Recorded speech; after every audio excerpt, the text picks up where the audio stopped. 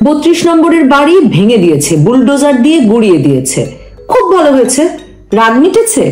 এই রাগ, এই ঘৃণা কোনোদিন মিটবে? আচ্ছা, ইউনূস সরকার কি জানে এই বাড়ি ভাঙা কর্মসূচি কয়দিন চলবে? আরেক দেশে বসে শেখ হাসিনা ভার্চুয়ালি একটা বক্তৃতা দেবেন। তো আপনি আপনার টাকায় কেনা এমবি খরচ করে ওই বক্তৃতা না দেখলেই উনার আর কোনো রেলেভেন্স, মানে কোনো অস্তিত্বই থাকে না, উনি দেশে আর কোনো ব্যাপারই হয়ে ওঠেন না। কিন্তু কি অদ্ভুত ব্যাপার, আমি দেখি শেখ হাসিনার বক্তৃতা একসঙ্গে 2.5 লাখ বোকা বাঙালি বসে দেখছে। তো আমি শেখ হাসিনার বক্তৃতা শুনি নাই, আমি গেলাম 32 নম্বরের বাড়ি ভাঙা দেখতে, এবং গিয়ে দেখি একদল লোক ওই ভাঙা বাড়িতেই, ভাঙা দরজা জানালা এগুলোতে লাঠি দিচ্ছে, উন্মত্তের মতো বাড়ির বিভিন্ন অংশে গিয়ে লাঠি দিয়ে বাড়ি দিচ্ছে এবং ধর্মীয় অধর্মীয় নানা রকম স্লোগান দিচ্ছে। তরুণের খুবই রাগ, মানে তরুণেরা খুবই রাগ তখন। তো সেখান থেকে লাইভ করছেন যে সাংবাদিক, সেই সাংবাদিক বললেন যে বৈষম্য বিরোধী ছাত্র আন্দোলনের নেতা হাসনাত আব্দুল্লাহ, তিনি আজকে স্ট্যাটাস দিয়ে দিয়েছেন ফেসবুকে যে আজ বাংলাদেশ থেকে, মানে কাল রাতের কথা বলছি, যে ফ্যাসিবাদের সকল চিহ্ন নাকি মুছে যাবে। যাক বাবা, আমি তখন নিশ্চিত হলাম যে তার মানে এটাও বিপ্লবের অংশ। তো আমি বললাম বিপ্লব দীর্ঘজীবী হোক বলে আমার কিছু কাজ টাজ ছিল, আমি সেসব কাজ টাজ করা শুরু করলাম। কিন্তু দেখলাম যে 5ই আগস্ট একদম সাজানো গোছানো একটা বাড়ি যখন প্রথম ভাঙা শুরু করলো, তখন যতটা সিনেম্যাটিক লাগছিল, কাল অন্ধকার ভাঙা বাড়ির মধ্যে ঢুকেই একদল লোক অকারণে বাড়ি দিচ্ছে, ভাঙছে, লাথি মারছে, সেটা দেখলাম যে অতটা সিনেম্যাটিক লাগছে না। তো আমি ভাবলাম যে কিছু লাইট লাগালে ভালো হতো, কারণ লাইট লাগালে চেহারাগুলো চেনা যেত যে কে এই বীর বিপ্লবীরা যারা আমাদের পক্ষে ফ্যাসিবাদের চিহ্ন মুছে দিতে গেছে। এবং তারপর ধরেন এর আরেকটা দিকও আছে, যে যে 3জন মন্ত্রী হয়েছে আর হাসনাত সার্জিস, এই 5 জন ছাড়া আমরা তো বিপ্লবের বীর যারা, তাদের কাউকেই আসলে এখনো আর চিনে উঠতে পারলাম না, মানে তারা কতগুলো অপরিচিত মুখই থেকে গেলেন। কাজে আমার খুব ইচ্ছা হচ্ছিল যে কিছু লাইট লাগিয়ে যদি ওনারা ভাঙতেন, তখন লাইভে গেলে তখন দেখে আরো আরাম পাওয়া যেত। আর ভাঙা বাড়িতে মানে লাঠালাঠি সেগুলো অত ভালো লাগছিল না আর দেখতে। তো আমার কিছু কাজও ছিল, আমি রাখলাম, আমি আপাতত ঠিক করলাম যে আর দেখবো না, আমি কাজে বের হলাম। বের হয়ে কয়েক ঘন্টা পরে ফিরলাম, ফিরে আমার মনে হলো দেখি তো এখন কি হচ্ছে, কদ্দূর ভাঙাভাঙি হলো, কি নিউজ হয়েছে। দেখতে গিয়ে দেখি এবার আগুন লাগিয়ে দিয়েছে, আলো আর আলো। খুবই ভালো কথা, আলো আর আলো। কিন্তু আমার একটা চিন্তা হলো, কারণ আপনাদের মনে থাকবে যে 5ই আগস্টের পরে অনেক কলকারখানায় যখন ওই যে আগুন দিতে গেছে, আগুন দিয়েছে কিন্তু লুটপাট তখনও শেষ হয় নাই ভেতরে। বাইরে একদল বিপ্লবী আগুন দিয়েছে, ভেতরে আরেক দল বিপ্লবী লুটপাট করছে। তো তখন কিছু বিপ্লবী ভিতরে মারা গেছেন। তো আমার ভীষণ চিন্তা হলো এই তরুণদের জন্য, যে এরা যদি এখন ভিতরে মারা যেয়ে থাকেন, কিন্তু ভাগ্যিস, মানে এটা তো ভাঙা বাড়ি, কারখানার মেশিনও নাই, লোহা লক্করও নাই, আবার ব্রা, পাঙ্গাস মাছ, জামদানি শাড়ি কিচ্ছু নাই এই বাড়ির ভিতরে। কাজেই এবার দেখা গেল যে কেউ আহত হলেন না, আগুন যখন জ্বলছে তখন সবাই বাইরে। তো আমি হাফ ছেড়ে বাঁচলাম। আমার তখন আবার অন্য চিন্তা মাথায় আসলো, আমার মাথায় আসলো যে আগুন দিয়ে কি এই ইটের বাড়ি, মানে এটা তো শক্তপোক্ত বাড়ি, টিনের বাড়ি বা ছনের বাড়ি তো না, মানে এই বাড়িকে আসলে শুধু আগুন দিয়ে ভেঙে ফেলা যাবে কিনা, মানে এর জন্য তো আরো বড় মেশিন দরকার। তো আমি তারপরে ভাত খেতে বসলাম এই চিন্তা করতে করতে, এবং ভাত খেলাম। ভাত খেয়ে উঠে ইউটিউবে একটা নাটক দেখলাম, বাংলা নাটক। তো ওই নাটকটা দেখলাম, নাটক দেখা শেষ করলাম। শেষ করে আমি ভাবলাম যে দেখি কি হলো, আগুনে কি কদ্দূর পড়লো, কিরকম ছবি আসলো। তো দেখতে ঢুকেছি, ঢুকে দেখি এবার বুলডোজার এসেছে। তো খুবই ভালো কথা। এবং এর মধ্যে খবরের কাগজে পড়লাম যে সেনাবাহিনী এসেছিল, কিন্তু তারা তরুণ সমাজের সামনে দাঁড়াতেই পারে নাই। হ্যাঁ, তো আমরা তো এইরকম দুর্দমনীয় পিছু না হটা তরুণ সমাজই চেয়েছিলাম। কাজে আমি অনলাইনে ঢুকে যখন দেখলাম বুলডোজার চলে এসেছে, আমি বললাম সাব্বাস বাঙালি, সরি বললাম সাব্বাস বাংলাদেশি। নিশ্চয়ই এরপরে দেশে বিনিয়োগের বন্যা বয়ে যাবে, এরপরে নিশ্চয়ই শান্তি সুখের বন্যা বইবে, চাকরির পর চাকরি, আর বৈষম্যহীনতার পরে বৈষম্যহীনতা আসবে। 71% বিনিয়োগ তো কমে গেছে, আপনারা বোধহয় জানেন। বিদেশি বিনিয়োগ, দেশি বিনিয়োগ নাই, মানে কে দোকানপাটি চালাতে পারছে না, মানুষ কে ব্যবসা বাণিজ্য করবে ওই দেশে। তো এই অবস্থায় দেশের কাজ করতে করতে ছাত্র তরুণরা তো শিক্ষা প্রতিষ্ঠানেও ফিরতে পারছে না। কাজে প্লিজ ভেঙে দিন, গুড়িয়ে দিন, পুড়িয়ে দিন। আর নতুন নেতাদের যে একটা নতুন ট্রেন্ড শুরু হয়েছে, ওই যে কথায় কথায় বলেন প্রয়োজনে শহীদ হয়ে যাব, শাহাদা বরণ করতে হবে আপনাদের, আমার আসলে এই কথাটা ভালো লাগে না।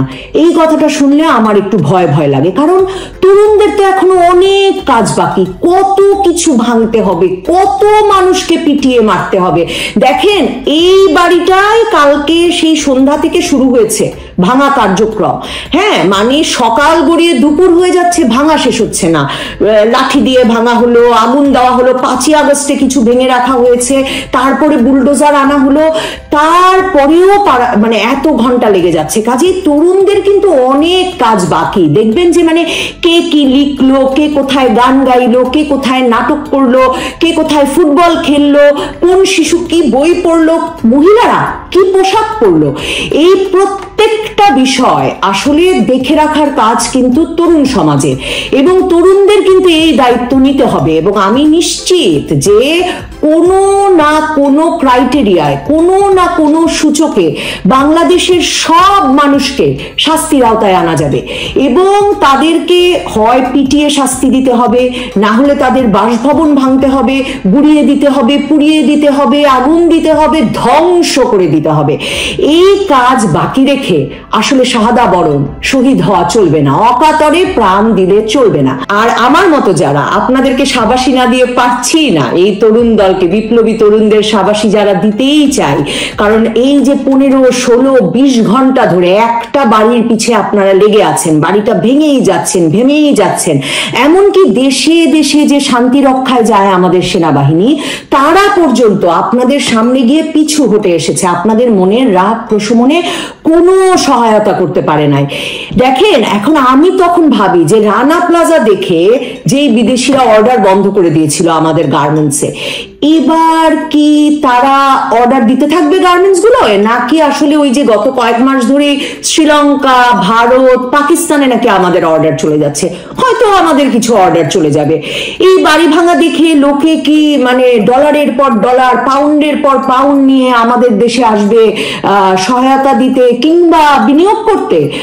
আপনাকে আমাকে গণতন্ত্রের বিরাট ঝান্ডাধারী বলে স্বীকৃতি দেবে তো পৃথিবীর মানুষ? আমার কিন্তু আসলে চিন্তা এগুলো নিয়ে, যে আমি আসলে গণতন্ত্রের ঝান্ডাধারী হিসেবে স্বীকৃতি চাই, নাকি আমাকে সারা দেশ ধরে 6 মাস ধরে ভাঙ্গাভাঙ্গি চালিয়ে গিয়ে দেশটাকে পশ্চিমের ষড়যন্ত্রে আর তাদেরই চোখে যেভাবে CIA, Syria, Iraq, Afghanistan, Pakistan, মানে মুসলিম সংখ্যাগরিষ্ঠ পৃথিবীর বেশিরভাগ দেশকে একেবারে তছনছ করে ফেলেছে, শত শত বছরের ঐতিহ্য দূরে ঠেলে তারা এখন বহু বছর ধরে গৃহযুদ্ধময়, মানে এক দল আরেক দলের সাথে লড়াই করছে, ভাঙা দালান, বিধ্বস্ত বাড়ি, লাশের স্তূপ, অবিশ্বাস, অশিক্ষা, ক্ষুধা, অপুষ্টির দেশে পরিণত করেছে। সেই সারিতে নিয়ে আমাদের দাঁড় করাচ্ছে না তো? না, আমাদের আসলে আর ফেরার উপায় নাই। আজকে রাগ উঠলে বরং কাকে পেটাবেন, কার বাড়ি ভাঙবেন, আর কার বাড়ি ভাঙার যুক্তি খুঁজে পাবেন সেটা নিয়ে ভাববেন। কারণ আসলে একজন শিশুও বাদ যাবে না। ওই যে বলে না, বাদ যাবে না একটি শিশুও। কোনো না কোনো ক্রাইটেরিয়ায়, কোনো না কোনো সূচকে ধীরে ধীরে সবাই উঠবো ওই তালিকায়, আমি কথা দিলাম আপনাদেরকে। 5ই আগস্ট শেখ হাসিনা সরকারের পতনের পর 6 মাসের মধ্যে দেশের সবচেয়ে বড় রাজনৈতিক মেরুকরণ বোধহয় এটাই, রাজনৈতিক পরিবর্তন বোধহয় এটাই, যে আওয়ামী লীগের পতন হলেই বিএনপি, কিংবা বিএনপির পতন হলেই আওয়ামী লীগ, যে দ্বিদলীয় রাজনৈতিক ব্যবস্থা বাংলাদেশে দশকের পর দশক ধরে চলে আসছিল, তার অবসান ঘটেছে। এবং এখন বাংলাদেশের সবচেয়ে সংগঠিত রাজনৈতিক শক্তি হিসেবে উত্থান ঘটেছে জামায়াতে ইসলামীর। বাংলাদেশের স্বাধীনতার পর 1971 সালের পর এটাই জামায়াতে ইসলামীর জন্য সবচেয়ে সুসময় এবং সবচেয়ে সংগঠিত সময় বলে মনে হচ্ছে। এবং মনে রাখতে হবে, 15 বছর ধরে রাজনৈতিক হামলা, মামলা, একরকম প্রকাশ্য রাজনীতি নিষিদ্ধের মধ্যে ব্যাপক নির্যাতনে এই দলটি রাজনৈতিক কর্মকাণ্ড পরিচালনা করবার পর 5ই আগস্ট শেখ হাসিনা সরকারের পতন এবং সেনাপ্রধান শেখ হাসিনাকে ভারত পাঠিয়ে দেওয়ার পরেই বঙ্গভবন ভবনে রাজনৈতিক দলগুলোকে যখন সরকার গঠনের নিয়ে আলোচনায় ডাকলেন, তখন জামায়াতে ইসলামীর নাম ঘোষণা করলেন জাতির সামনে। তারপর থেকেই দেখা যাচ্ছে জামায়াতে ইসলামী ব্যাপক জনসমর্থন, ব্যাপক প্রস্তুতি নিয়ে সারা দেশে জনসংযোগ করছে, জনসমাবেশ করছে এবং বিশ্ববিদ্যালয়গুলোতে দশকের বেশি সময় পরে ছাত্র শিবিরের উত্থান ঘটেছে অত্যন্ত সংগঠিত অবস্থায় এবং যথেষ্ট সমর্থন নিয়ে। এবং এই অবস্থায় দেখা যাচ্ছে জামায়াতে ইসলামী স্থানীয় নির্বাচন এবং বিশ্ববিদ্যালয়গুলোতে ছাত্র সংসদ নির্বাচনে আগ্রহী, ঠিক যেমন ভাবে আগ্রহী এই সরকার জাতীয় নির্বাচনকে পিছিয়ে দিতে। কারণ ইউনূস সরকার এরই মধ্যে বৈষম্য বিরোধী ছাত্র আন্দোলনের ব্যানারে রাজনৈতিক দল গঠনের প্রস্তুতি এবং রাজনৈতিক দল গঠনে সমর্থন দিচ্ছে। বৈষম্য বিরোধী ছাত্র আন্দোলনের ব্যানারে সরকারি চাকরিতে কোটার বিরুদ্ধে জুলাই মাসে যে আন্দোলনের শুরু, তাতে পুলিশ গুলি চালালে সাধারণ মানুষ বিক্ষুব্ধ হয়ে পথে নেমে সরকার পতনের এক দফা এক দাবিতে যখন যোগ দিয়েছিল, তখন সাধারণ মানুষের ভেতরেও তরুণদের মাধ্যমে দেশে রাজনৈতিক অনিয়ম অত্যাচারের অবসান এবং একটি বৈষম্য বিরোধী সমাজ গড়ার সম্ভাবনা বা আশাবাদ দেখা দিয়েছিল। তবে গত 6 মাসে এই ছাত্ররা কেউ ক্লাসে ফিরে না গিয়ে মববাজি করে দেশের মানুষের মধ্যে ভয়ের আবহ তৈরি করেছেন এবং সরকারের প্রত্যক্ষ সহযোগিতায় তারা সারা দেশে দল গড়ছেন। তাদের দল গড়ার জন্য সময় দিতেই অন্তর্বর্তীকালীন সরকার সংস্কার বলে নির্বাচনে দেরি করছেন, এই সন্দেহ এখন বিএনপি সহ অনেক রাজনৈতিক ব্যক্তি এবং বিশ্লেষকদের। এই ছাত্রদের রাজনৈতিক আদর্শ পরিষ্কার না হলেও এরই মধ্যে এই আন্দোলন শেষে সারা দেশে সংখ্যালঘুদের ওপর হামলা কিংবা তাদের বিশেষভাবে চাকরিচ্যুতির যে অভিযোগ, তাদের ভেতরে যে আশঙ্কার আবহ তৈরি হয়েছে, সারা দেশের বিভিন্ন জায়গায় নাটক বা শুটিংয়ে বাধা দেওয়া সহ সাংস্কৃতিক কর্মকাণ্ডে যে স্থবিরতা দেখা দিয়েছে, নারী অভিনেত্রীদের কর্মসূচিতে বাধা কিংবা মেয়েদের ফুটবলে বাধা দেওয়ার মতো কিংবা সারা দেশে মেয়েদের পোশাক নিয়ে আলোচনা যখন রাজনৈতিক নেতাদের, শীর্ষ নেতাদের থেকে বিভিন্ন পর্যায়ে অনেক বেশি উস্কে উঠেছে বলে মনে হচ্ছে।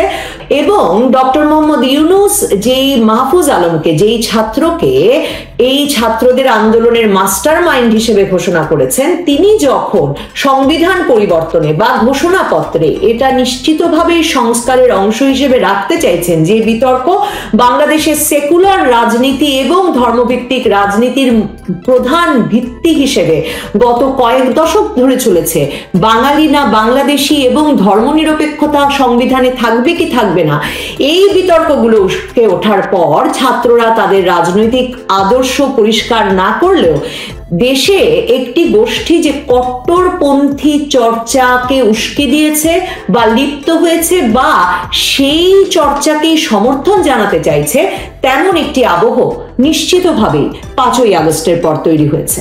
এমন আবহে এবং অন্যদিকে দ্রব্যমূল্যের ঊর্ধ্বগতি, মানুষের চাকরি হারানো, আইন শৃঙ্খলার চরম অবনতি এবং সরকারের তেমন কিছুই সামলে উঠতে না পারা, যাকে বলে অদক্ষতার মধ্যে সম্ভবত এত সহজে মাত্র 6 মাসের ব্যবধানে আওয়ামী লীগ এত বড় রাজনৈতিক পতনের পরেও আবার গুছিয়ে উঠতে শুরু করেছে। দেশে কোথাও কখনো আর আওয়ামী লীগ নেতাকর্মীদের দাঁড়াতে দেওয়া হবে না, বর্তমান অন্তর্বর্তীকালীন সরকারের এমন ঘোষণা, যদিও তারা আওয়ামী লীগ নিষিদ্ধের পথে যায়নি।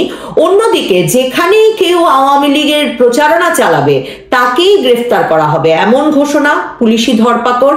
সারা দেশে এখনো বিয়ে বাড়ি থেকে আওয়ামী লীগ করার অপরাধে মেয়ের বাবাকে ধরে নিয়ে যাওয়া কিংবা বিশ্ববিদ্যালয়ে পরীক্ষা দিতে বসা ছাত্রলীগ করার দায়ে ছাত্রকে বহিষ্কার অব্যাহত থাকলেও শত শত মামলায় হাজার হাজার আওয়ামী লীগ নেতাকর্মীকে গ্রেফতার, সমর্থকদের গ্রেফতার, হয়রানি, বিনা জামিনে এবং অনেক ক্ষেত্রে বিনা আইনজীবী দিয়ে আটকে রাখা হলেও দলের নেতাকর্মীরা বের হতে শুরু করেছেন। শেখ হাসিনা নিজে এর মধ্যে অনলাইনে আওয়ামী লীগের বিভিন্ন অনুষ্ঠানে যোগ দিচ্ছেন।